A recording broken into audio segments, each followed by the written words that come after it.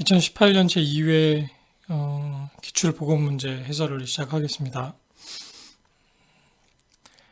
1번 산성비에 관한 설명으로 가장 거리가 먼 것은 이제 산성비 같은 경우에 최근에는 크게 문제가 되고 있지는 않지만 예전에 문제가 좀 많이 있었죠. 그래서 이제 황산이나 질산의 성분의 비가 내려서 그것이 하나의 오염 현상으로 작용을 했었던 그런 비인데요. 음, 1번, 3번, 4번은 맞는 설명이에요. 근데 이제 바젤 협약 같은 경우는 유해 폐기물에 대한 그 국가 간의 이동을 규제하는 그런 국제 협약이라고 보시면 돼요. 그래서 좀 생뚱맞죠? 네. 답은 2번입니다.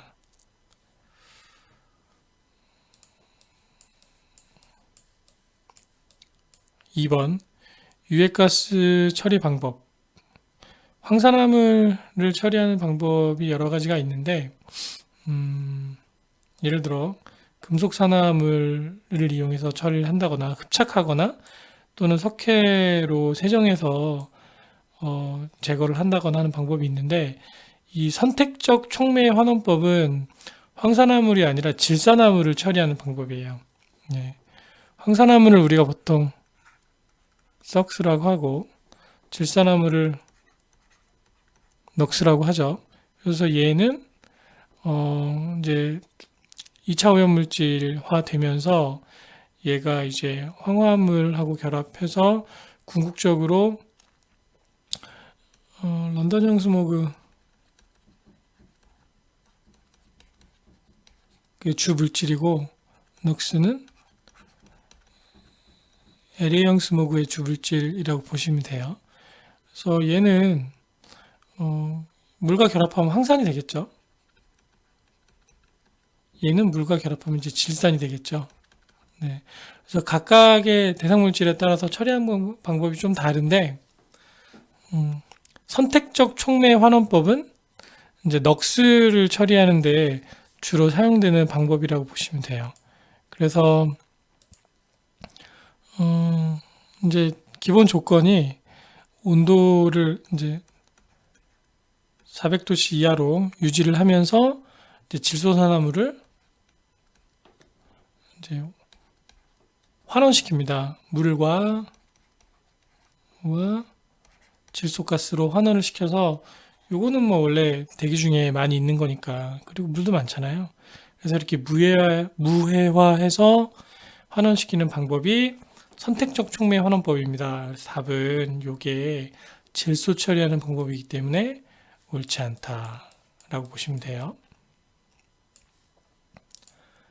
3번 쭉 읽어보시면 이런 대기권에 대한 설명이 나와 있을 때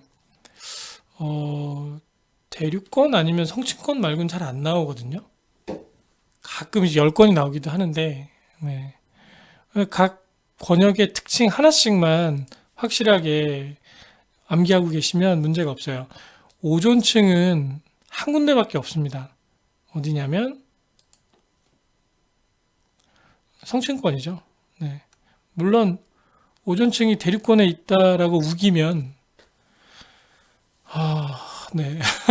이게 오존이 대륙권에 있는 경우는 아까 설명드렸던 그 질소산화물에 의한 광화학 반응으로 오존이 결합이 되거든요. 그것 때문에 이제 오존 주의보 같은 게 내리고, 즉 LA형 스모그의 유발 물질 옥시던트 중에 하나가 이 오존이에요. 그래서 대륙권에는 오존이 자연적인 상태로 존재하는 건 아니에요. 이제 자동차 배기가스 성분 중에 이것을 유발하는 물질이 있습니다. 네. 그리고 뭐 20에서 30km는 대륙권은 아니잖아요. 그래서 답은 2번이 되겠죠. 4번 SO2의 일일 평균 농도 죄송합니다. 0도씨 1기압이고 100 마이크로그램 퍼 미터 세제곱이 있다. 이를 ppm으로 환산하면 얼마인가? 제가 공식 하나를 가르쳐 드릴게요. 지금 해설은 좀, 좀 잘못된 것 같아요. 잘못됐다기보다 좀 수치나 단위 이런 게 좀 안 맞는 부분이 있거든요. 그래서 이거는 좀 무시하시고 공식 하나를 제가 가르쳐 드리겠습니다. 이 ppm 단위를 환산하는 아주 쉬운 공식이 대상 물질이 밀리그램 퍼 미터 세제곱이 있을 때 ppm 곱하기 22.4분의 분자량, 이게 공식이거든요. 이 공식이 적용되는 이유는 이것이 0도씨 1기압이라는 표준 상태라는 이유 때문에 그래요. 표준 상태에서는 기체 1몰이 각각 분자량 그람수만큼의 무게를 지니고, 그리고 이 1몰을 모아보면 부피가 22.4리터가 돼요. 네. 그래서 분자량과 22.4를 분모 분자에 놓고 어떤 수를 곱해도 결국에 이 값이 여기 같거든요. 그래서 1이에요. 즉 a 곱하기 1은 a잖아요. 이런 식으로 ppm에 1에 해당하는 22.4리터분의 분자량 그람수를 곱해줌으로 인해서 값의 변화는 없지만 단위를 바꿔줄 수 있는 그런 방법 중에 하나입니다. 네. 그래서 밀리그램 퍼 미터 세제곱으로 바로 나오지 않고 뭐 마이크로그램으로 나오거나 또는 그램 단위로 나올 수 있어요. 그럼 그것을 밀리그램 퍼 미터 세제곱의 단위로 바꾼 후에 이 값을 이항에서 넘겨서 곱해주면 문제를 아주 쉽게 풀 수 있습니다. 자, 100 마이크로그램은 0.1mg이죠. 네, 10의 3승만큼 위계가 떨어지기 때문에. 그래서 0.1mg 퍼 미터 세제곱에 요 ppm을 남기고 요 식을 이항을 하면 분자량 64가 되고, 그 다음 위에는 22.4. 근데 여기서 중요한 것은 이것이 그람이 되면 리터가 되고 미리그램이 되면, 그러니까 이게 단위에 따라서 다 달라지거든요. 근데 이거는 생각 안 하셔도 돼요. 네. 생각 안 하시고 곱해도 값에는 큰 지장은 없습니다. 네. 그래서 이 값을 곱해서 계산을 해보면 결국에 0.1에 22.4를 곱한 값을 64로 나누는 경우에 0.035 ppm이라는 값이 나와요. 앞으로 동일한 문제가 계속 나올 거예요. 그럴 때는 그냥 이 공식을 암기를 하셔서 문제를 푸시면 될 것 같습니다.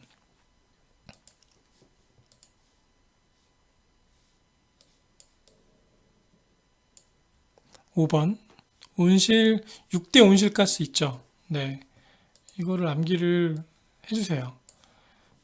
시험 문제 아주 많이 나옵니다. 네, 황화수소는 온실가스하고는 관계없죠. 네, 황화수소는 계란 썩는 냄새 나는 현기성 반응할 때 생성되는 가스라고 보시면 됩니다. 그래서 온실 효과하고는 거리가 멀다. 그리고 온실 효과는 기본적으로 이산화탄소가 기준이죠. 요게 1이에요. 그래서 이걸 기준으로 메탄이나 뭐 아산화질소 뭐 여러 가지 물질들이 있습니다. 6번 런던 스모그의 특징이 아닌 것은, 런던 스모그는 석탄 사용이 원인이죠.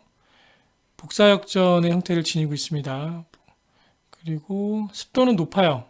그리고 온도는 낮고, 겨울철에 난방연료를 때울 때 그때 이제 발생하고 이른 아침에 주로 발생이 되고, 그리고 해가 뜨면 사라지죠.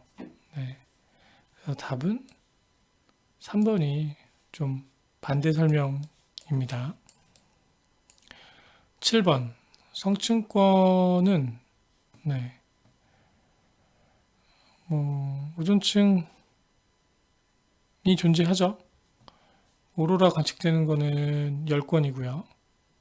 요거는 대륙권이고요. 고도가 높아질수록 온도가 내려가는 것은 대륙권, 중간권. 그러니까 이거를 온도의 상승 같은 경우에 내려갔다, 올라갔다, 내려갔다, 올라갔다 이렇게 되거든요. 대륙, 성층, 중간, 열. 여러분들은 지구가 따뜻한 이유가 뭐 때문이라고 생각하시나요? 물론 태양 때문이죠. 태양이 이렇게 있습니다. 태양이 번쩍번쩍번쩍 빛나고 있어요. 네. 태양이 빛을 보내죠. 단파로 빛을 보냅니다. 그러면 지구가 이걸 받죠. 받아요. 받고 나서 반사를 합니다. 반사. 보낼 땐 단파로 보내고 반사할 땐 장파로 보내요. 그냥 그런 게 있습니다. 네. 그래서 반사되는 이 열 때문에 지구가 따뜻하거든요, 사실. 그러니까 열원이 1차적으로 생각하면 태양인 것 같지만 결국에 지표면인 거예요. 그래서 대륙권은 지표면에서 위로 고도가 올라가면 올라갈수록 멀어지니까 여기가 열인데 여기서 멀어지니까 추워지는 거고 성층권은 이 열을 흡수할 수 있는 그런 그 오존이나 기타 성분들이 있어요. 그래서 온도가 올라가요. 중간권에는 그런 성분이 없으니까 다시 내려갔다. 열권에는 네, 태양이랑 이제 가까워지니까 온도가 계속 이제 무작정 계속 올라간다고 보시면 돼요. 그래서 이런 이유 때문에 온도가 이렇게 지그재그 곡선을 띄고 있고 그것을 그냥 단순히 암기하려고 하지 마시고 이해하고 암기를 하시면 아마 기억에 오래 남지 않을까 생각합니다. 그래서 답은 3번이죠.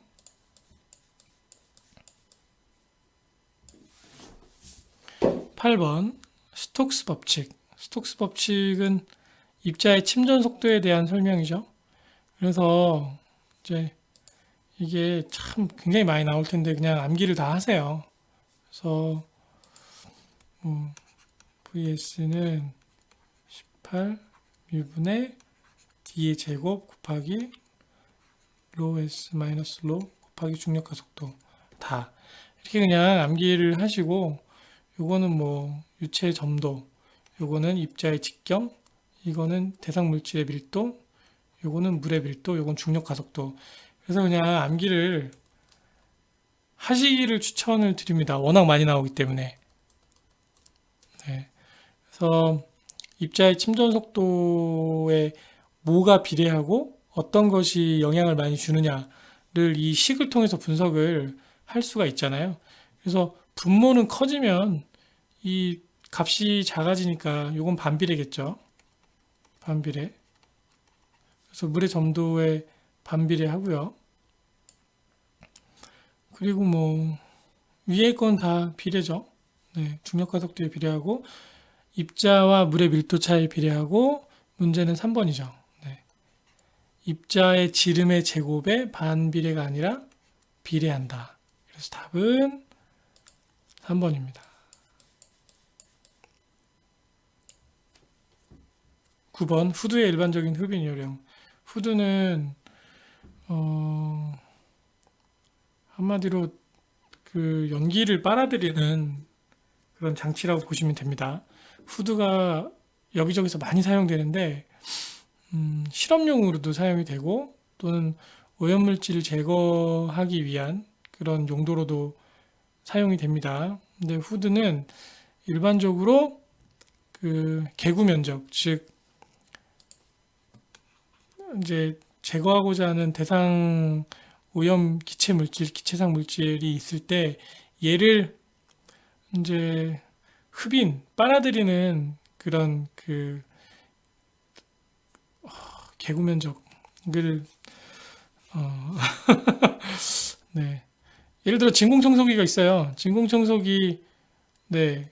구멍이 이렇게 크거나 구멍이 작거나 동일한 힘으로 빨아들일 때 뭐가 더 세게 빨아들일 수 있을까요? 그쵸? 구멍이 작은 경우에 압력이 훨씬 크니까 더 쫙 빨아들이겠죠. 요 면적을 개구 면적이라고 해요. 후두에서 그런 오염물질을 대상 물질을 제거하고자 하는 그런 이 면적, 요것을 개구 면적이라고 하는데 이거를 좁게 해서 흡인 속도를 높이는 것이 필수입니다. 그래서 크게 하면 많이 제거할 수 있겠지만 그만큼 동력비가 많이 들어가고 비효율적이다라고 보시면 돼요. 답은 2번입니다. 황화수소 4m 세제곱 연소시에 필요한 이온산소. 요거는 황화수소의 연소 반응을 만들어내실 수 있어야 돼요. H2S 플러스 O2가 되면 요거는 이제 이산화황과 이제 물로 반응이 나뉩니다. 네. 그래서 H2S가 결합이 깨지면서 하나씩 산소하고 결합을 하는 건데 요 개수를 찾으셔야 돼요. 개수를 비교하는 방법은 그렇게 어렵지는 않은데 처음에는 좀 난해할 수 있습니다. 쉽게 설명드리자면 앞에 뒤에 것을 비교하면서 이건 있는데 숫자가 몇이니까 여긴 이렇게밖에 안 되겠다. 뭐 이런 식으로 좀 추측을 하시면 돼요. 예를 들어 H2S는 수소는 이 두 개 중에 하나밖에 없잖아요. 근데 수소가 지금 둘이잖아요. 그러면 뒤에 물질 보면 여기 수소 안 들어가고 여기 수소 들어가잖아요. 근데 2니까 여기 앞에 개수는 1이 될 거예요. 그쵸? S도 여기가 이제 딱히 다른 뒤에는 이제 O2니까 다른 S의 물질이 없으니까 여기도 S가 하나죠. 그럼 여기도 S가 1입니다. 1은 보통 생략하지만 네, 그냥 적어봤습니다. 그럼 O2는 어떻게 되느냐? O2 하고 2분의 1 O2 뭐 이게 약분되면 1이지만 그냥 O2로 표현해야 되니까 이렇게 썼어요. 그래서 여기에 하나, 여기에 O2의 절반. 그러면 O2 기준이니까 여기가 얘랑 얘랑 더하면 2분의 3이 되겠죠. 1이니까 1 더하기 2분의 1은 2분의 3이잖아요. 그래서 요 개수가 2분의 3이 돼요. 즉 황화수소 1몰이 연소할 때는 1.5몰의 네, 산소가 필요한 거예요. 그럼 비례식으로 풀면 돼요. 1대 2분의 3은 4대 x. 그럼 이렇게 곱하고 이렇게 곱하면 되죠. 그럼 x는 2분의 3 곱하기 4. 2 곱하면 6입니다. 그래서 6 SM 세제곱. 네. 이 S가 뜻하는 바는 이제 표준 상태를 의미를 합니다. 표준 상태, 스탠다드라는 의미. 사실 SM이 있고 NM 세제곱이 있어요. 근데 현재는 대한민국에서는 이게 두 개가 동일한 것으로 간주를 합니다. 예전에 제가 대학교 때 배울 때는 이게 다르다고 0도씨 1기압, 뭐 25도씨 1기압 뭐 이렇게 나눠서 했었는데 이게 노멀이냐 스탠다드냐 지금은 뭐 제가 좀 알아본 결과 같다고 하니까 SM 세제곱이나 NM 세제곱 나오면 어려워하지 마시고 그냥 0도씨 1기압일 때의 부피다 라고 이해하시면 될 것 같습니다. 답은 3번입니다.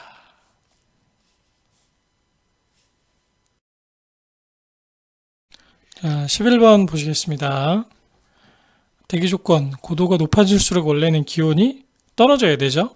근데 기온이 증가를 한다. 역전이죠, 역전. 네, 아주 기본적인 역전층에 관한 설명이라고 보시면 됩니다. 그 역전층이 되면 왜 대기혼합이 안 되냐면, 원래는 이제 찬 공기와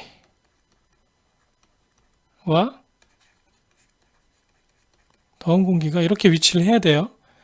그래서 차면은 분자가 많이 다닥다닥 붙어 있으니까 동일체적으로 봤을 때 더 무겁거든요, 공기가.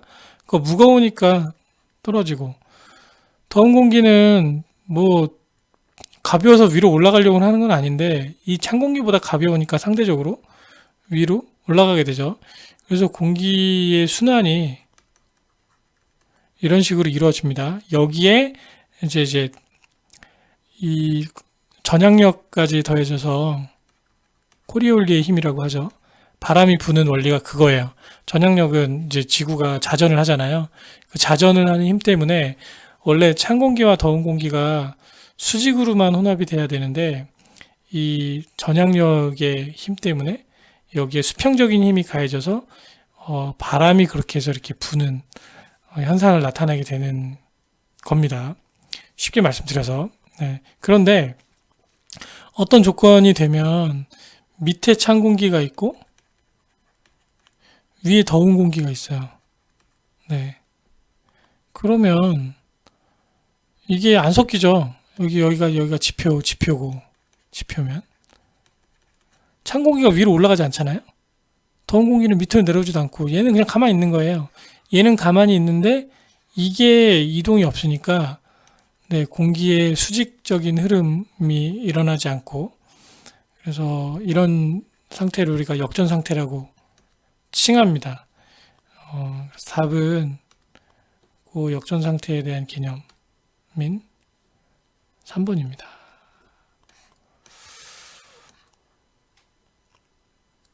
12번. 함진가스, 그러니까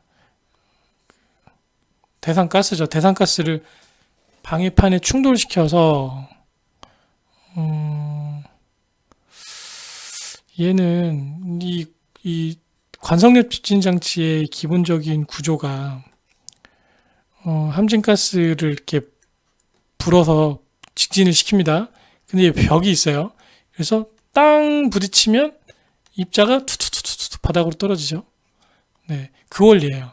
그리고 나머지 가스는 이로 밖으로 빠져나가게 입자는 이 하단부에 포집할 수 있게 만들어 놓은 네, 그래서 요게 이제 방해판이 되겠죠. 방해판. 네, 공기의 이동을 방해하는 방해판이다 라고 생각하시면 됩니다. 답은 4번입니다.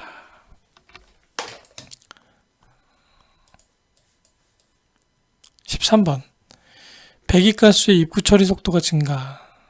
그러니까 입구 처리 속도가 증가한다는 얘기는 결국에 더 큰 힘을 이제 불어넣어줘서 제거 장치를 이제 운영을 한다는 얘기인데 힘이 커지면 커질수록 집진 효율이 좋아지는 게 뭔지 아시면 돼요. 이 사이클론이 그런 원리를 가지고 있거든요. 사이클론이 말 그대로 이런 네, 트위스터를 만들어내요. 그래서 뭐 이렇게 벽면에 팅팅팅팅 이렇게 부딪혀서 가운데로 먼지가 모이게 한 다음에 여기서 포집하는 그런 형태거든요. 근데 이 회오리의 힘이 크면 클수록 더 많은 먼지를 제거를 할 수가 있겠죠. 그래서 이 회오리의 힘이 크려면 어떻게 해야 되느냐? 네, 배기가스 입구 처리 속도가 크면 클수록 이 회오리의 사이즈나 힘이 커지고 그런 효과를 기대할 수 있다라고 말씀드릴 수 있습니다. 14번. 이거는 뭐 공식이 있으니까 공식대로 넣으시면 되거든요. 그래서 평균 둘레의 길이를 더한 네, A와 B 즉 가로와 세로를 더하고 거기에 이제 단면적을 이걸로 나눈 값을 우리가 상당직경이라고 한다라고 하는데 상당직경의 개념이 책에 잘 안 나와요. 그냥 상당지름이나 상당직경이나 뭐 똑같은 얘기입니다. 상당직경을 구하라라고 나오지만 상당직경이 뭔지는 얘기를 안 해주기 때문에 이게 뭔데 나는 구하고 있는가 그럴 수 있잖아요. 이게 관의 이제 송풍관의 모양이 반드시 원형은 아닐 수 있어요. 그래서 사각이거나 직사각형이거나 뭐 이럴 수 있는데 그때 이제 이 직사각형의 크기이지만 이것과 같은 동일한 크기의 어떤 유체역학적인 특성을 갖는 원형 송풍관의 관의 지름을 말하는 것이 상당지름이에요. 15번 복사역전에 대한 설명으로 틀린 것은 복사역전은 이제 열의 복사열로 인한 그런 역전 형태를 의미를 하고 일반적으로 지표면에서 발생을 해요. 그래서 이제 해가 지고 나면 대기와 지표의 냉각 속도가 달라집니다. 그러니까 가열되는 속도도 달라지고 냉각되는 속도도 달라져요.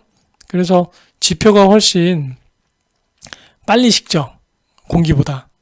네, 그래서 더 빨리 식어서 밑에가 더 차가워지고 위에는 아직 안 차가워졌는데 밑에가 차가워지니까 온도의 밸런스가 깨지는 거예요. 그래서 공중에선 일어난다는 표현은 틀리다.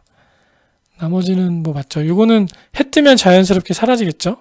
네, 해가 떠서 지표를 다시 달구면 지표가 또 빨리 달궈지니까 밑에가 뜨거워지고 그러면서 온도 분포가 정상적으로 진행이 된다라고 보시면 돼요. 이상기체 방정식 문제가 나왔네요. 이상기체 방정식은 뭐 여기 나와 있는데 PV는 nRT 이거는 무조건 암기를 해주시기 바랍니다. 그리고 각 인자가 무엇을 이야기하는지도 뭐 다 아시겠죠? 아셔야 돼요. P는 압력, V는 볼륨, N은 몰수, R은 기체상수, T는 절대온도, 템퍼러처, 켈빈 템퍼러처라고 보시면 됩니다. 그래서 25도씨 이것을 템퍼러처로 바꾸면 273을 더하면 되죠. 25 플러스 273이 이게 T가 되겠고 760mm Hg 요거는 1기압입니다. 여기서 기압에 대한 네 그렇죠. 압력이 나오기 때문에 네, 요 P 그래서 760 Hg는 요게 1atm이고 요게 프레셔예요. 네. 그리고 볼륨을 우리가 구해야 되죠. 그럼 몰수하고 이제 기체상수만 알면 됩니다. 그 CH4 32g이 몇 몰이냐? C가 분자량이 12고 수소가 분자량이 1이죠. 1 곱하기 4 더하면 몇이죠? 16g이 1몰이면 32g은 몇 몰이겠어요? 2몰입니다. 네. 그래서 N는 2몰. 다 됐습니다. 그냥 여기다 넣고 이제 계산하시면 돼요. 그래서 PV는 N, R, T고 우리가 구하고자 하는 게 V니까 P가 2항에서 넘어가죠. 프레셔는 1이죠. 1atm. N은 2몰이었습니다. 단위 그냥 다 뺄게요. 그리고 기체상수는 이것도 암기를 하세요. 0.082 그리고 절대온도는 25도C 플러스 273도 25 플러스 273 요거 계산하면 나옵니다. 그러면 48.9 리터가 나올 거예요. 네, 그래서 답은 3번입니다. 요 수치를 이게 제가 지금 그냥 다 환산해서 해버렸는데, 이 기체 상수를 암기를 하셔야 돼요. 근데 이게 단위가 있어요. 그래서 그 단위에 맞게 지금 제가 다른, 어, 그 인자들을 거기에 맞춰서 환산을 한 거거든요. 음, 아무튼 이렇게 푸시면 됩니다.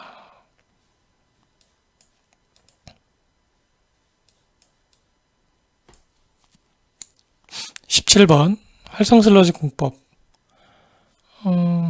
2차 침전지 슬러지를 포기적으로 반송시키는, 그러니까 슬러지 반송을 하는 이유는 슬러지 반송을 함으로 인해서 그 미생물 농도를 일정하게 유지를 할 수가 있어요. 반송을 안 하면 미생물이 자꾸 빠져버리니까 계속 미생물을 또 배양해야 되고 그런 어려움이 있습니다. 그래서 포키조에서 일정량의 미생물이 유지가 되려면 슬러지를 일정량을 반송을 시켜서 그 미생물이 다시 포키조로 유입되어서 분해를 할 수 있게 만들어 줘야 돼요. 그래서 요거는 그냥 개념으로 좀 이해하고 암기를 하시면 좋습니다. 18번 폐수의 명반을 사용해서 응집신전을 실시하는 경우 어떤 침전물이 생성되느냐. 우리가 보통 명반이라고 하면 앨럼이라고 하고요. 뭐 여러 가지 물질이랑 결합된 형태의 알루미늄인데 황산 알루미늄 네, 수화물이라고 보시면 돼요. 그래서 응집제로서 이제 명반을 집어넣으면 발생하는 물질이 수산화 알루미늄이 생성이 됩니다. 그래서 이게 가라앉아요. 네, 답은 4번이에요. 그 자외선 가시선 분광법에 대한 설명이거든요.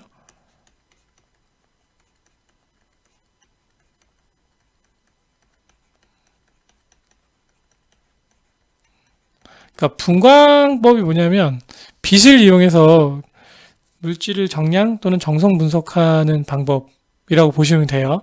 그래서 빛을 쏴서 특정 파장으로 빛을 쏴서 빛이 얼마나 투과하느냐 또는 흡수되느냐 그것을 기준으로 네, 물질이 얼마큼 들어있는지 또는 어떤 물질이 들어있는지를 측정을 할 수가 있습니다. 그런데 이 문제에서는 이 자외선 가시선 분광법에 관한 설명이고 육가크롬의 다이페닐 카바자이드를 작용시키면 적자색의 착화물이 나오고 그것을 이제 최적 스펙트럼으로 할 수 있는 것이 540 나노미터의 파장 영역에서 측정을 하면 육가크롬이 얼마가 들어있는지가 나옵니다. 그래서 답은 적자색과 540 나노미터로 되어 있는 2번이죠. 20번 보시겠습니다. 다음에 설명에 해당하는 오염물질. 이것은 육가크롬에 해당하는 설명입니다. 일반적으로 육가크롬이 굉장히 독성이 강한 그런 독성 물질이고요. 이것을 이제 삼가크롬으로 이제 환원해서 그 독성을 제거를 보통 한다고 보시면 돼요. 그래서 답은 1번입니다. 21번 정류판의 기능. 정류판은 요거는 그냥 기본 개념이기 때문에 암기를 해주세요. 유입수의 균일한 분배와 분포. 그러니까 항상 일정한 양의 물이 들어와야 처리의 어떤 신뢰성을 우리가 높일 수 있겠죠. 어느 날은 비가 많이 온다고 물이 한꺼번에 확 들어왔다가 어느 날은 또 가물어서 또 유입수의 양이 적다. 이러면 일정하게 처리를 하는 어떤 그 용량을 계산을 하기가 좀 어려울 거예요. 그래서 정류판이 가무가 많거나 가물거나 상관없이 항상 일정한 양으로 물이 넘어올 수 있게 만들어주는 장치라고 보시면 돼요. 응집제는 이제 철염하고 알루미늄 두 가지를 활용을 합니다. 그래서 지금 철염은 이제 1, 2, 3, 4번엔 없고 이제 알루미늄이 있죠. 황산 알루미늄. 답은 4번입니다. 23번 지구상의 담수 중 가장 큰 비율을 차지하고 있는 것은 담수는 빙설 및 빙하의 양이 압도적으로 많습니다. 네. 답은 3번입니다.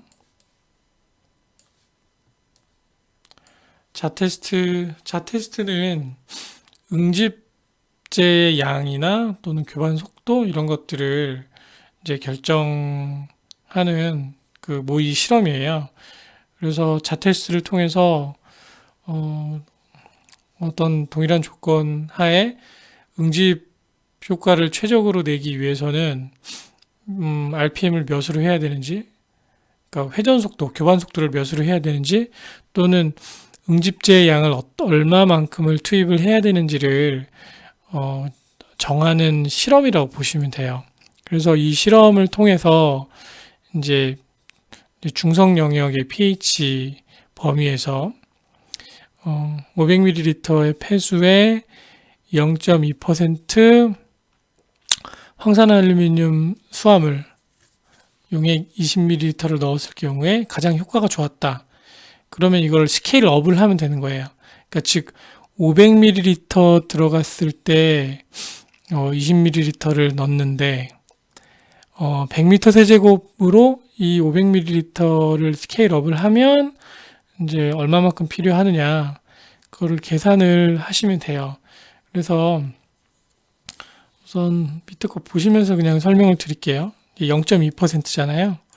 그래서 0.2%라고 하면 이 응집제 황산알루미늄 18수화물의 양을 환산을 할 수가 있습니다. 그래서 이제 이론하는 부분에서 좀 설명을 한번 몇 번 드렸을 텐데 그 퍼센트와 그리고 이제 ppm을 서로 환산하는 그런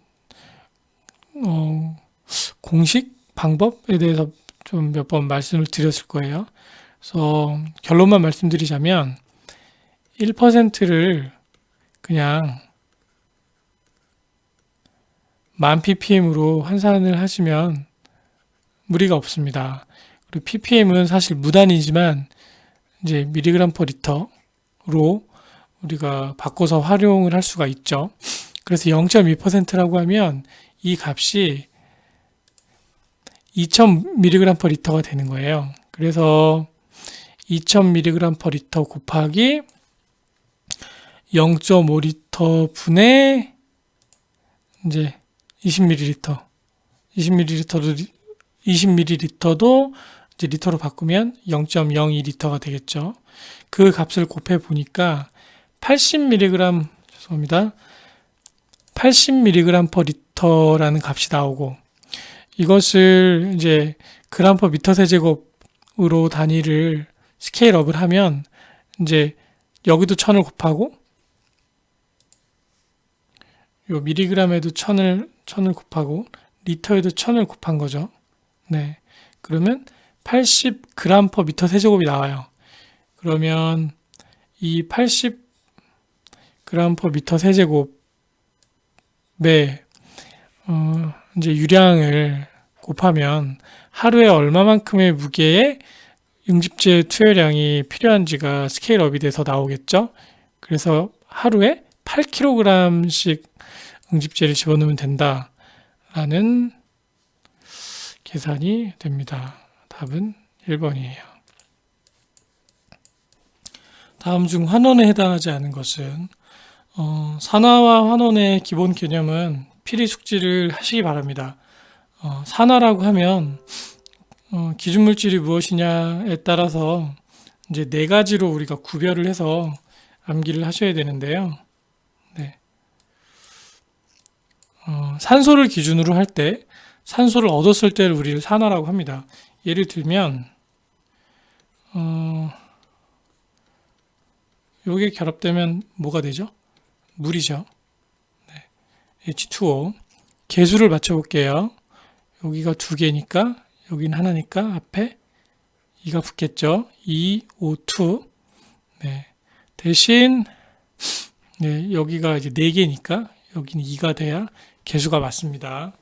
이런 그 개수를 맞추는 방법은 앞에 이론 부분에서 설명을 해드렸습니다. 그래서 혹시 모르시는 경우에 앞에 내용을 참조를 하시기 바래요. 네. 이 경우에 보면 지금 수소 같은 경우는 산소를 얻었죠. 그러면 산소를 얻으면 산소와 화합한 거고 그럼 산화된 거예요. 그러니까 수소는 이렇게 되면서 산화가 된 거예요. 산소를 볼게요. 산소는 지금 이게 두 개였잖아요. 근데 여기는 숫자는 안 보이지만 1이잖아요. 그러면 이렇게 된 경우에 산소를 하나를 잃었죠. 그러면 산소를 잃을 때를 우리가 환원됐다고 합니다. 수소를 기준으로 봐볼게요. 이 산소 같은 경우는 환원됐는데 수소를 얻었잖아요. 그래서 수소와 화합됐기 때문에 우리가 산소를 기준으로 안 하고 수소를 기준으로 했을 때도 이것을 환원됐다고 같이 이야기할 수 있는 거예요. 그래서 이 산소가 기준이냐 수소가 기준이냐 이제 전자의 수가 기준이냐 또는 산화의 수가 기준이냐에 따라서 산화와 환원으로 구분을 하고 결국에 이게 다 같은 말이라고 보시면 돼요. 그래서 이 내용을 필히 숙지를 꼭 하시고 공부를 하셔야 됩니다. 그래서 지금 25번 같은 경우에 환원에 해당하지 않는 것은 이제 산화수가 감소했을 때를 우리가 환원이라고 보통 이야기를 한다라는 걸 알고 계시면 뭐 문제 푸는데 큰 어려움은 없으실 거예요. 그래서 답은 4번이 되겠습니다. 26번 폐수를 활성탄 이제 흡착 처리할 때 활성탄의 양을 정해라. 이거 식이 다 나옵니다. 등흡착식이 지금 주어지고 이 식에 숫자만 집어넣어서 계산을 하시면 돼요.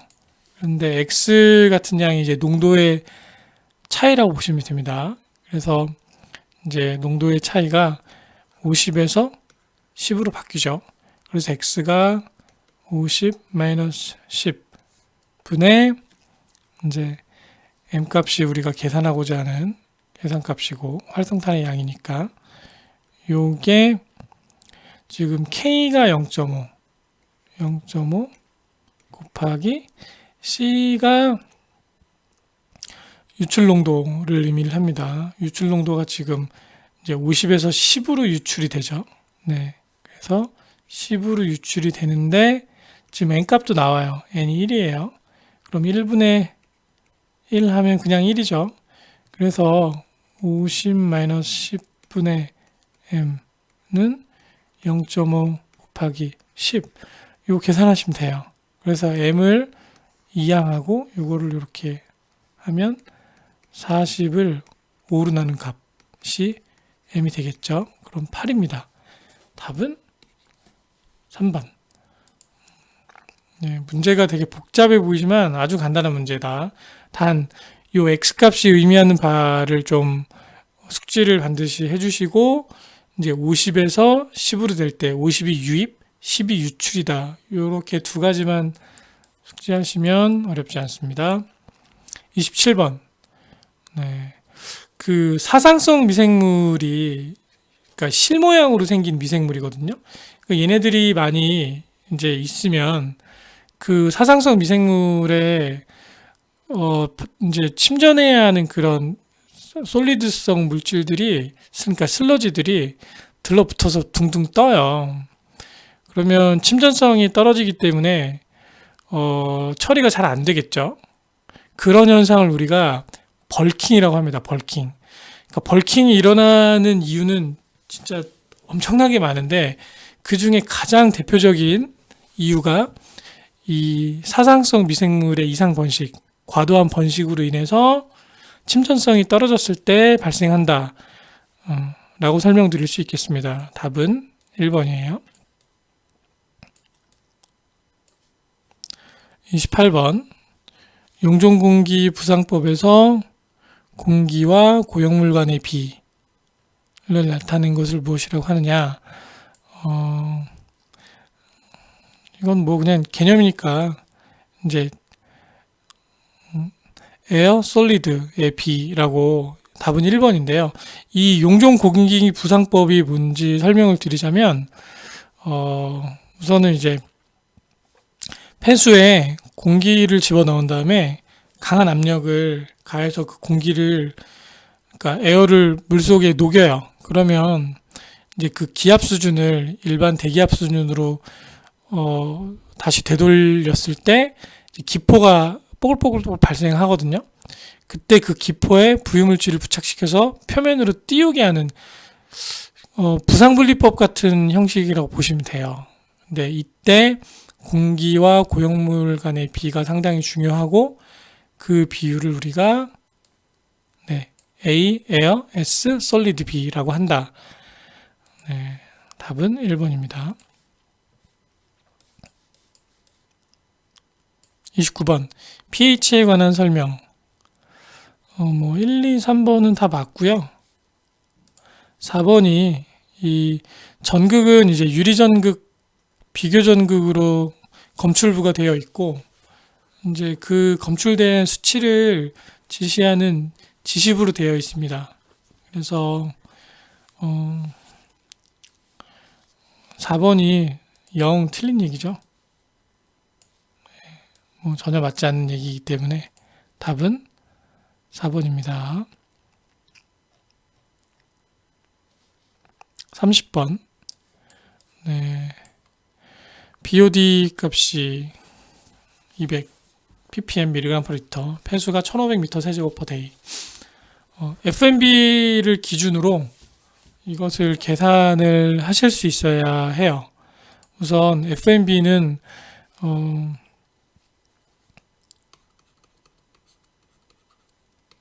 FMB를 계산하는 공식이 폭기조 용량 곱하기 평균 mls 분의 폐수량 곱하기 BOD 값이거든요.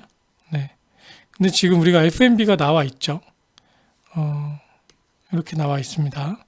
그러면 0.4는 결국에 구하라는 게 용적이니까 V라고 할게요. V 곱하기 mLSS가 지금 1500이죠. 1500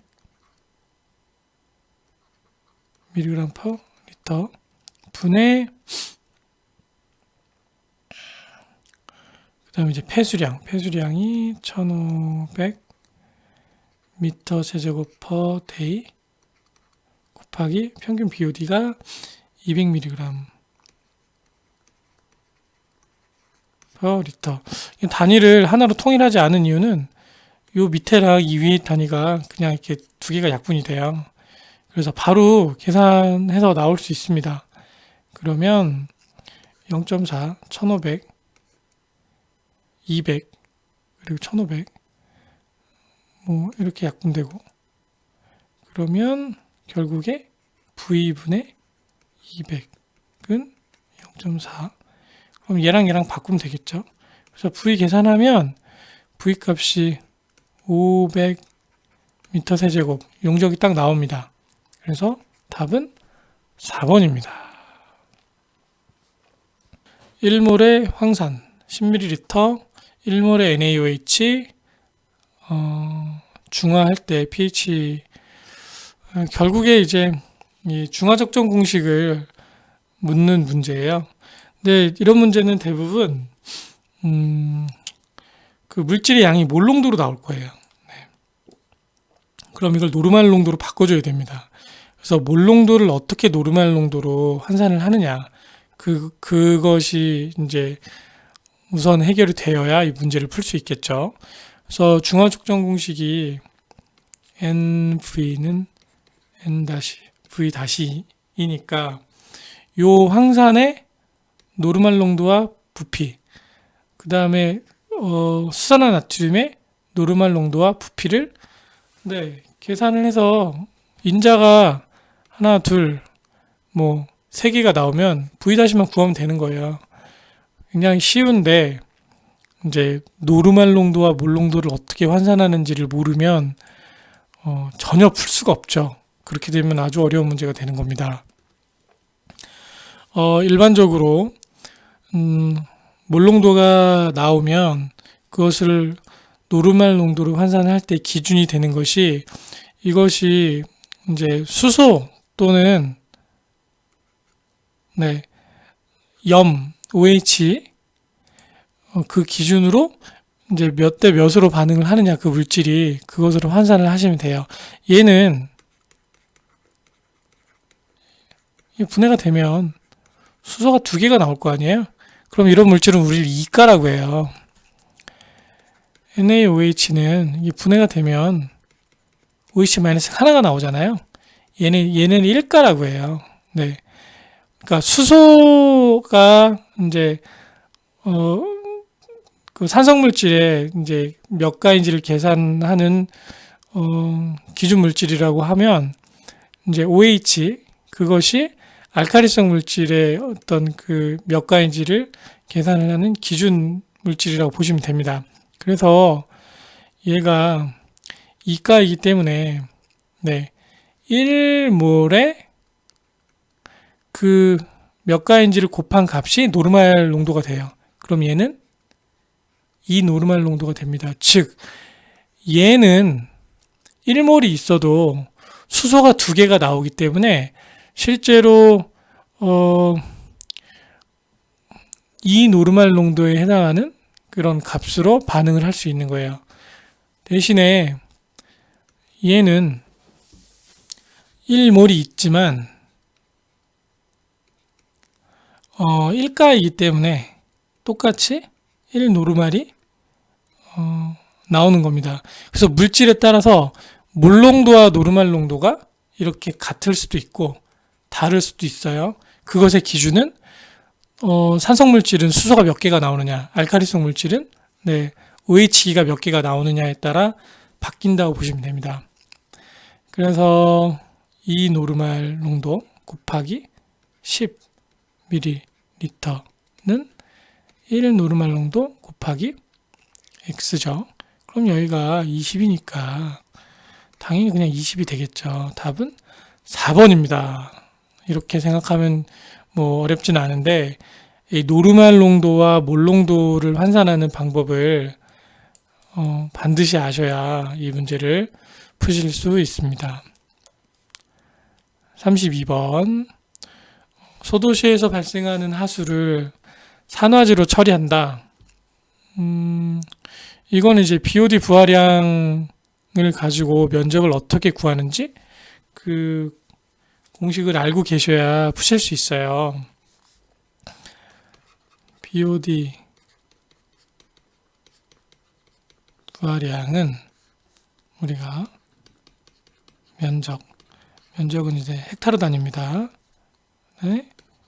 BOD 농도 곱하기 유량 요 식이거든요. 그래서 우리가 구하라는 게 면적이기 때문에 요것만 바꿔주시면 돼요. 그럼 면적은 그냥 부하량이라고 쓸게요. 부하량. 그러니까 BOD 부하량이 얼마만큼의 BOD가 그날 이곳에 들어오느냐 그렇게 생각하시면 좀 이해하시기가 쉽지 않으실까 생각합니다. 그래서 BOD 농도 곱하기 유량이다. 그러면 부하량이 몇이죠? 300? 이것도 단위 환산을 잘 생각해서 하시면 돼요. 헥타르 곱하기 데이. 하루에 일정량의 헥타르 영역에 300kg의 BOD 부하량을 가지고 있는 그 이제 하수가 들어오고 BOD 농도는 200g인데 지금 킬로그램 단위로 수치를 맞춰줄게요. 그러면 0.2 kg이 되겠죠. per 미터 세제곱 곱하기 유량이 6000이죠. 1000m 세제곱 단위 없어지고 킬로그램 없어지고 요거 계산하시면 돼요. 네. 그러면 하루에 필요한 여기 미터 세제곱 퍼 데이죠. 데이도 없어집니다. 그럼 헥타르 하나만 남아요. 단위가. 그래서 0.2 곱하기 6000 분의 300. 그냥 계산이 쉽게 되죠. 00, 001, 20 곱하기 0.2 4헥타르입니다. 답은 4번입니다.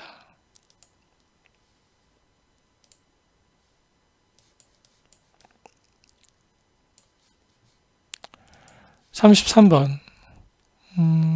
다음에 설명하는 생물적 요소. 쭉 읽어보시면,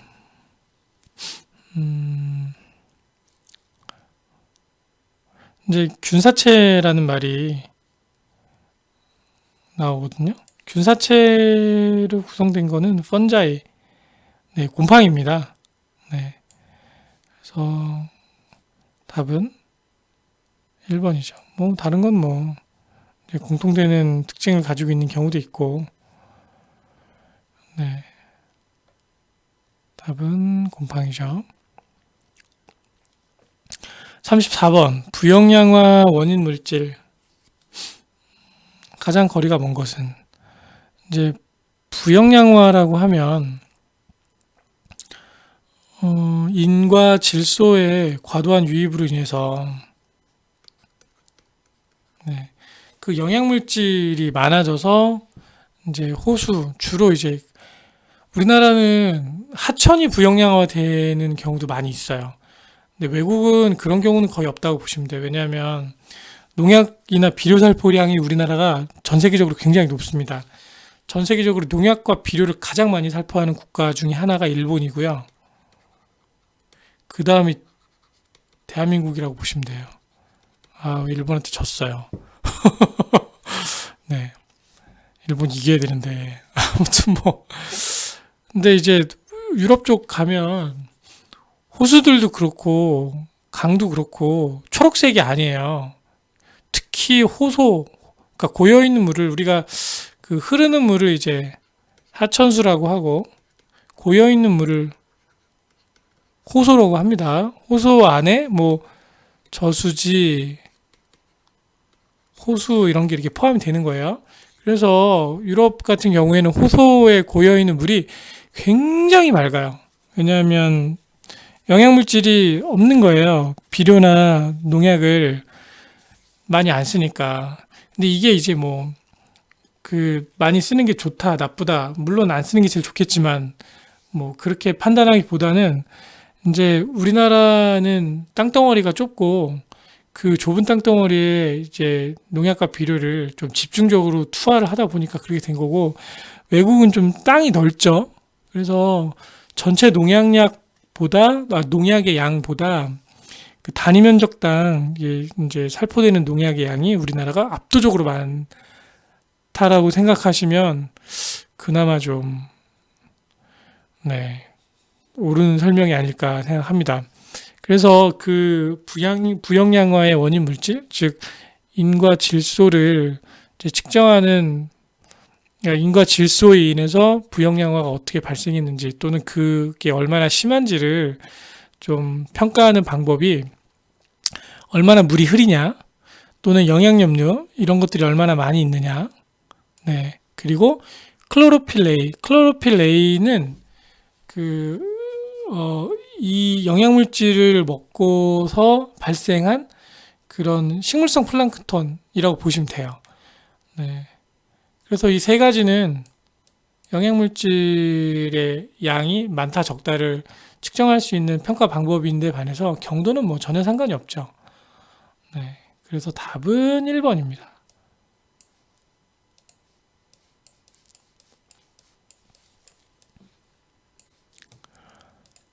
35번. 폐기물 선별 방법. 폐기물을 이제 선별하는 여러 가지 방법이 있습니다. 손으로도 선별을 하고, 자석물질이 들어있는 경우에는 이제 자석으로 선별을 하기도 하고, 날려서 무거운 것, 가벼운 것, 뭐 나눠서 공기로 선별을 하기도 하고, 뭐 스크린으로 크기에 따라 선별을 하기도 하는데, 뭐 탈곡 작업은 이제 무게에 따라서 가벼운 거, 무거운 거를 이제 날려 보내서 좀 선별하는 대표적인 공기 선별 방법 중에 하나죠. 네, 뭐 다른 거 설명 읽어보셔도 그냥 공기 저항 뭐 이런 말이 나오잖아요. 그러면 뭐 답은 2번이다 보시면 됩니다. 고위 발열량이 가장 큰 것은 그 발열량 공식에 보면 여기에 이제 플러스로 들어가는 원소가 탄소와 수소 그리고 황이거든요. 뭐 황은 뭐 워낙 양이 그렇게 많지 않으니까 그래서 탄소와 수소의 양이 얼마냐에 따라서 그 발열량의 기준이 바뀝니다. 프로판은 화학식을 적어볼게요. 이렇게 돼요. 일산화탄소는 CO5죠. 이건 뭐 발열량이 뭐 의미가 없고 부틸렌은 C4H8 아세틸렌은 C가 2이고 H가 2예요. 그러면 이 중에 발열량이 뭐가 제일 높겠어요? 네. 얘겠죠. 여기 4개고 8개니까 8개 똑같고 요게 3개와 4개, 1개 차이니까 탄소의 수만큼 부틸렌이 더 발열량이 높은 겁니다. 그래서 이 원소의 함량을 기준으로 어떤 물질의 발열량이 높다, 낮다를 환산하실 수 있습니다. 37번. 이제 폐기물 파쇄 장치의 힘은 전단, 충격, 압축 이렇게 3가지라고 보시면 돼요. 그래서 전단은 찢는 힘, 충격은 말 그대로 충격, 그리고 압축은 압축하는 힘. 근데 공기식 파쇄기라는 기준은 없어요. 그래서 답은 4번입니다. 38번. 네. 폐기물은 당연히 감량화죠. 첫 번째. 네, 뭐 처리 다 좋은데 네, 무조건 양을 줄이는 것이 첫 번째 목표라고 보시면 됩니다. 답은 2번이에요. 쓰레기 수거 노선 결정.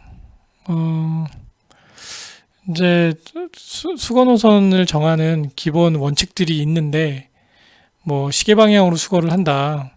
그리고 주요 간선도로에 인접한 곳에서 시작하고 끝나도록 한다. 출발점은 차고지에 가까이 한다.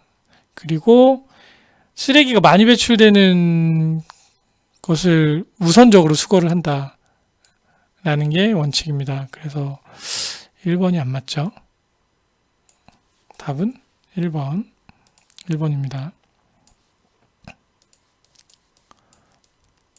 40번 폐기물 전단 파쇄기에 관한 설명으로 옳지 않은 것은 그러니까 이 찢는 힘을 이용한 그 전단 파쇄기에 대한 특징인데 전단 파쇄기는 일반적으로 속도가 좀 충격 파쇄기에 비해서 느리고 다른 물질이 들어왔을 때 굉장히 파쇄가 잘 안 됩니다. 이물질이 혼입이 됐을 때.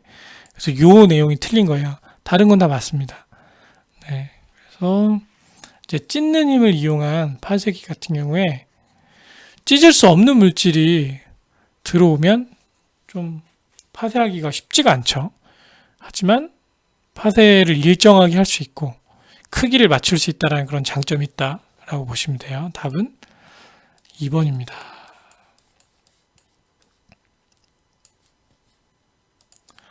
다음 중 해안매립 공법이 아닌 것은 해안매립은 그냥 이것도 암기를 그냥 하세요. 네. 근데 이게 요새는 해안 매립을 못 합니다. 근데 뭐 문제니까 그냥 풀게요. 수중투기, 순차투입, 박층풀입. 그래서 셀 매립? 이거는 뭐 아니다. 그래서 답은 4번이긴 한데 요새는 매립을 함부로 잘 못합니다. 발열량이 800kcal per kg. 즉 1kg당 800kcal인 그 폐기물.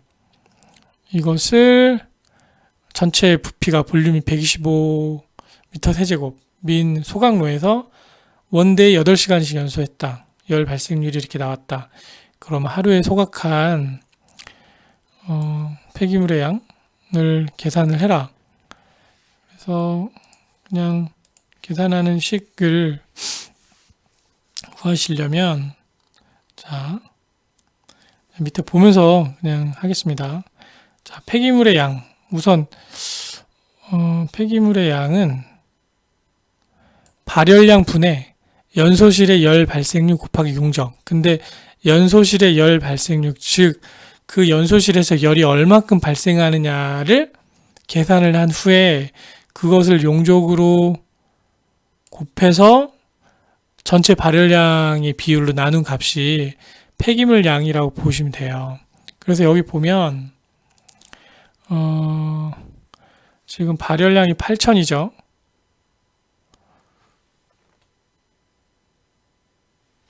죄송합니다. 연소실 열 발생량이 그냥 나오네요. 네. 그래서 4,000 per 미터 세제곱 아워 곱하기 용적이 125m 세제곱이죠. 125m 세제곱. 이거를 하루에 24시간 한 게 아니라 8시간만 한 거예요. per day. 네. 분의 이제 발열량. 발열량이 아까 800kcal. kcal per kg 하면 이제 킬로그램만 나오겠죠. 네, 그래서 칼로리 미터 세제곱 아워 그래서 요 4,000 곱하기 125 곱하기 8을 800으로 나눈 값을 계산하시면 됩니다. 0 두 개 없어지고 8 없어지고 즉 40 곱하기 125 kg per day가 되겠죠. 네. 그럼 몇인가요? 5톤? 5톤. 답은 3번입니다. 네.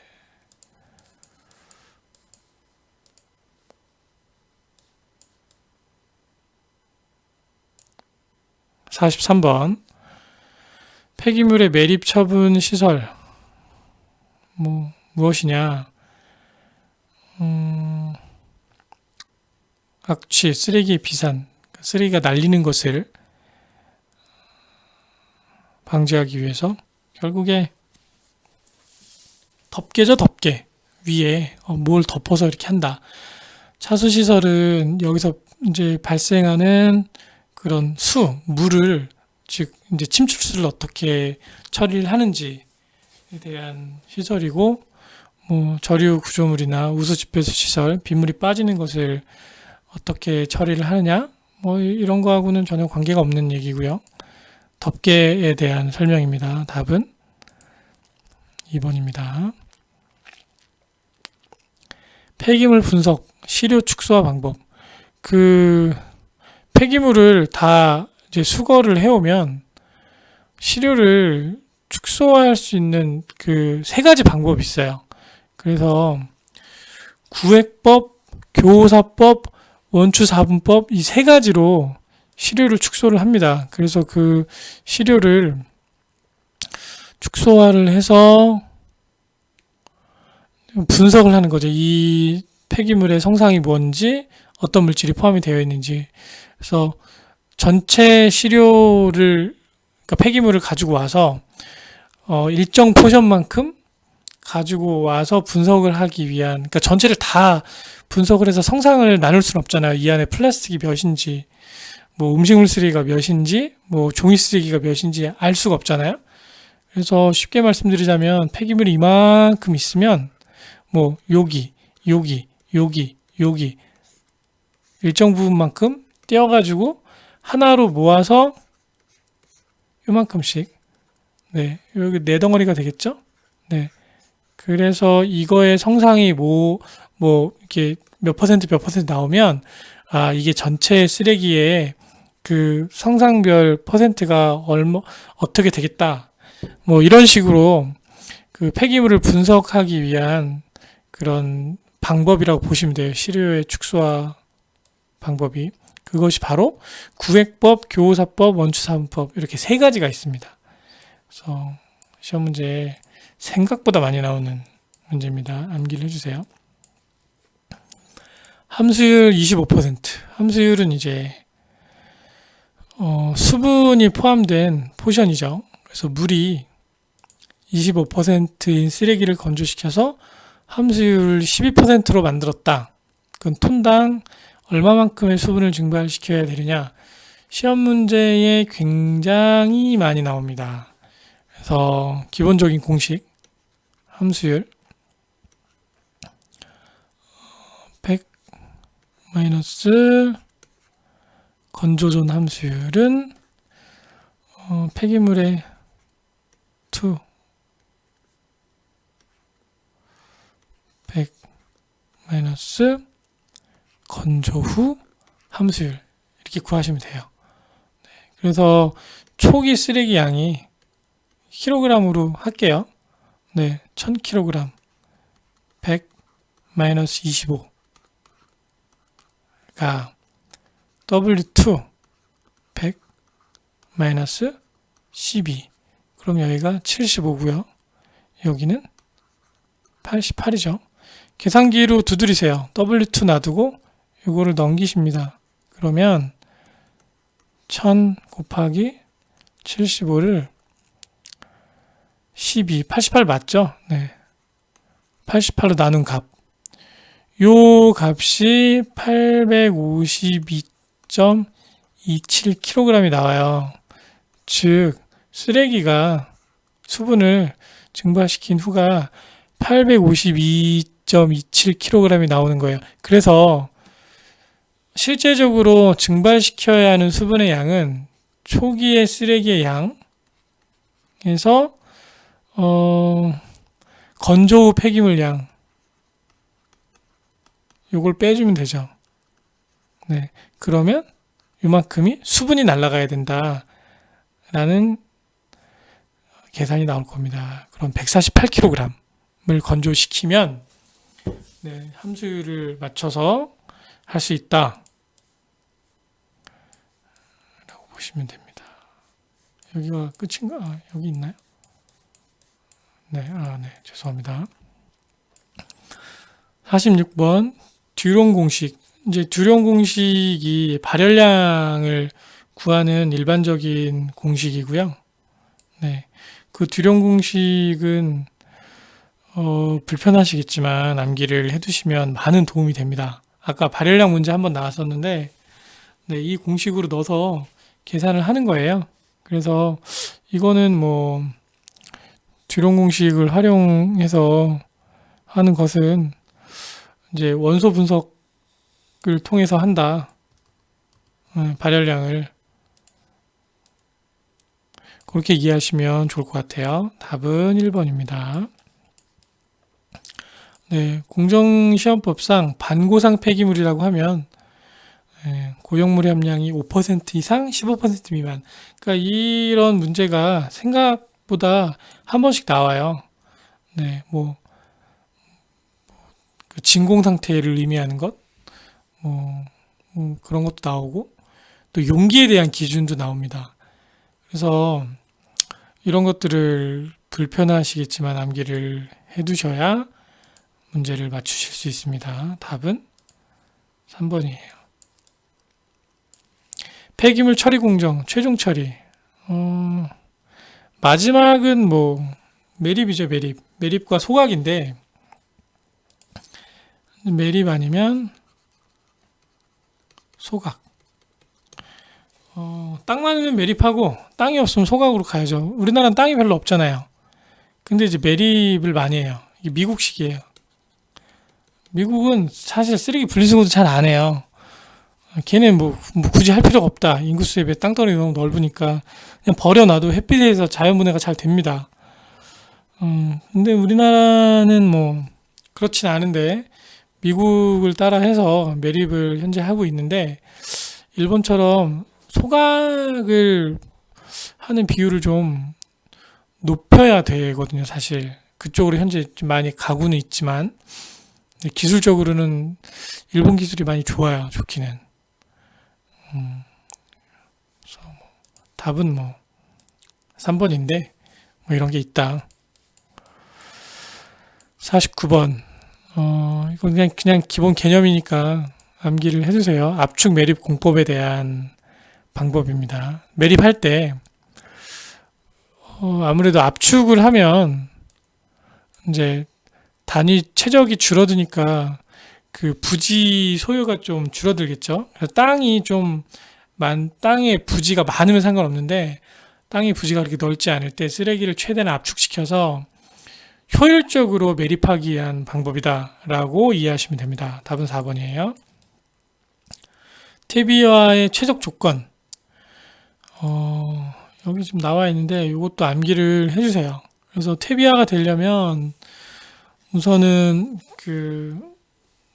수분과 pH의 기준점도 있긴 하지만 나머지 뭐 CMB라든지 또는 온도 그리고 함수율이나 산소의 비율까지도 좀 숙지를 하시면 문제 푸는데 큰 지장이 없으실 거예요. 그래서 답은 1번입니다.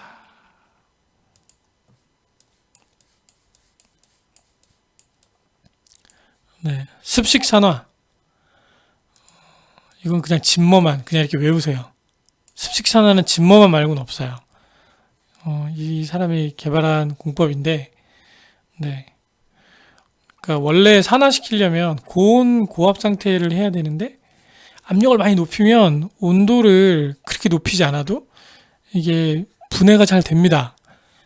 그 방법을 습식산화라고 하고 진머만 공법이라고 한다. 네, 그렇게만 아시면 환경기능사 수준에서는 큰 지장은 없습니다. 52번.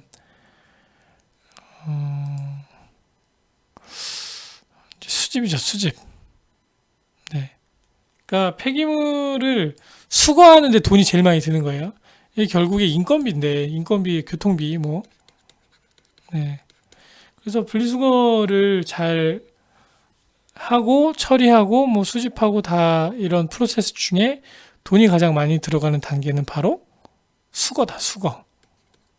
보통 수집이라고도 하지만 수거라고 많이 하죠. 답은 4번입니다. 가로 안에 알맞은 것은 배경소음에 대한 설명입니다. 특정 음을 대상으로 생각할 경우 대상소음이 없을 때 그 장소의 소음을 대상소음에 대한 배경소음이라고 한다. 이것도 뭐 정의니까 제가 뭐 따로 어떻게 설명드릴 수 있는 방법은 많이 없습니다. 답은 2번이죠. 네. 음원의 형태가 선. 그러니까 음원이 선음원이라는 거는 이제 그러니까 점음원과 선음원이 두 개가 있어요. 음원이 쭉 이어져 있는 경우 또는 하나의 스팟에서 소리가 계속 나오는 경우. 네. 그런 경우에 따라서 이제 음압 레벨, 그러니까 소리가 얼마만큼씩 줄어드냐 그 감쇄치가 다른데 이제 선음원인 경우에 거리가 2배로 멀어질 때 3dB씩 떨어진다고 해요. 네. 이 기본 개념이기 때문에 그냥 같이 숙지를 해서 문제를 풀어주시면 돼요. 그냥 이거는 둘 중에 하나예요. 점음원일 때 거리 감쇄 감쇄치가 얼마이냐라고 물어보거나 또는 선 음원인 경우에 음압 레벨 감쇄치가 2배 멀어질 때 몇이냐. 그 두 가지 말고는 시험 문제 잘 거의 나오지 않습니다. 그래서 6dB씩 깎이느냐, 3dB씩 깎이느냐. 55번. 어느 벽체의 투과 손실 32dB. 이 벽을 통해서 소리가 나갈 경우에 32dB만큼 소리가 이제 손실이 발생을 한다. 그럼 이 투과율을 어떻게 계산할 수 있느냐를 계산을 하셔야 됩니다. 그래서 이제 투과 손실 값은 10 로그 투과율분의 1. 네, 요 식으로 계산하시면 되거든요. 그래서 투과 손실이 32니까 32는 10 로그 투과율분의 1. 그러면 로그 없애주려면 10으로 뒤집어 씌우면 되죠. 네. 32는 10 로그 1 빼기 그냥 이걸 나누겠습니다. 네. 3.2 10을 3.2로 나눈 거죠. 32로 3.2는 로그 1 마이너스 로그 t가 되죠.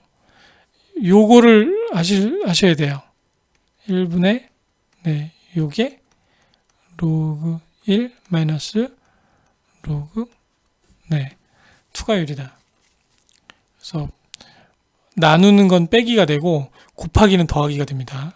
로그 A, B는 로그 A 플러스 로그 B예요. 네, 이 두 개만 구별하시면 돼요. 네, 그래서 로그 1은 이제 0이죠. 그래서 로그 T 마이너스 값을 마이너스 1을 양쪽에 곱하면 마이너스 3.2는 로그 T. 그러면 이제 로그 값을 베껴주려면 이걸 지수화 시키면 돼요. 10을 뒤집어 씌우면 됩니다. 그러면 좀 지우겠습니다.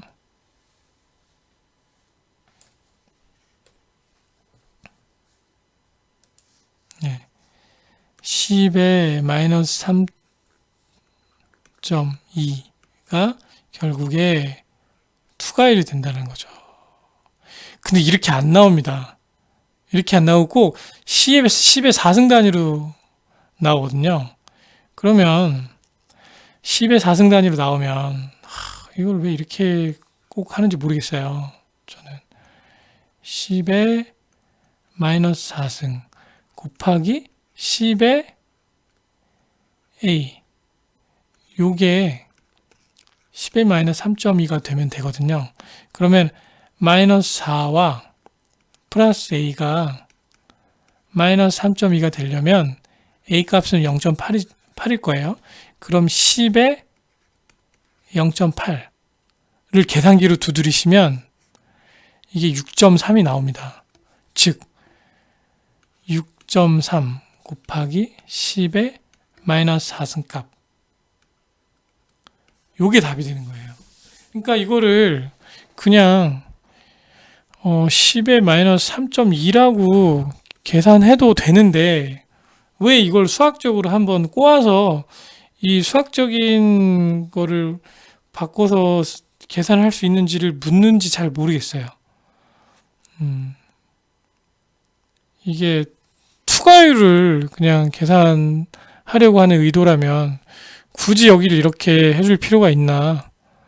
틀리게 하려고 하는 것도 아니고, 네, 근데 뭐 출제자의 의도는 네, 깊은 의도가 있겠죠. 저는 잘 모르겠지만 답은 1번입니다. 그런 식으로 계산을 하시면 음압 레벨이 10배가 되면 음압이 10배가 되면 레벨은 몇 데시벨 증가하는가? 그러니까 10배가 커진다고 음압 레벨이 10배가 증가하지는 않습니다. 그래서 이 SPL 구하는 공식을 대입해서 계산을 해보시면 돼요. 그래서 이제 20 로그 네, 기준 음압분의 이제 최소 시료치 음압. 네. 근데 이제 요 값이 이제 10배가 된다라는 거죠. 그래서 이제 이게 초기 값이고, 네. 요거 분의 20 로그 P0는 같은데, 네. 요게 10P가 되는 거예요. 요 값 대 요 값의 비율을 우리가 나누면 되죠. 네. 그러면, 결국에 20 로그 10 하면 로그 10은 1이니까 20만 남죠. 네. 그러면 10배가 되면 음압 레벨이 10배로 증가하는 게 아니라 20dB만큼 증가한다고 보시면 됩니다. 그리고 이것은 로그 함수예요. 로그 함수. 답은 2번입니다. 진동 레벨계의 성능 기준으로 옳지 않은 것은 지식에게 눈코 못 차는 0.5dB 이하 이내여야 한다. 네, 이것도 뭐 정의라 제가 그냥 암기하는 거 말고는 뭐라고 말씀드릴 내용이 없습니다. 답은 4번. 파동이 서로 다른 매질 경계면, 네, 이것을 굴절이라고 우리가 얘기를 하고요. 네. 그러니까 매질이 예를 들어 죄송합니다. 네. 땅이 있고 공기가 있죠. 네. 그 지진이 빵 났어요. 지진이 나서 땅에서 이 지진파가 네. 그러니까 이게 대기 영역으로 나가면 진행 방향이 바뀌고 뭔가 틀어져요. 그래서 이 파동이 지진이라는 지진파가 땅과 공기라는 그 이 매질의 경계면을 지나면서 진행 방향이 바뀌고 뭔가가 틀어지는 것을 우리가 굴절이라고 얘기한다. 이것은 뭐 공기나 또는 뭐 강이 있을 때, 물이 있을 때도 똑같습니다. 네, 공기에서 물 안으로 지나가면 이 파동의 방향이 바뀌죠. 네, 그것을 굴절이라고 얘기한다.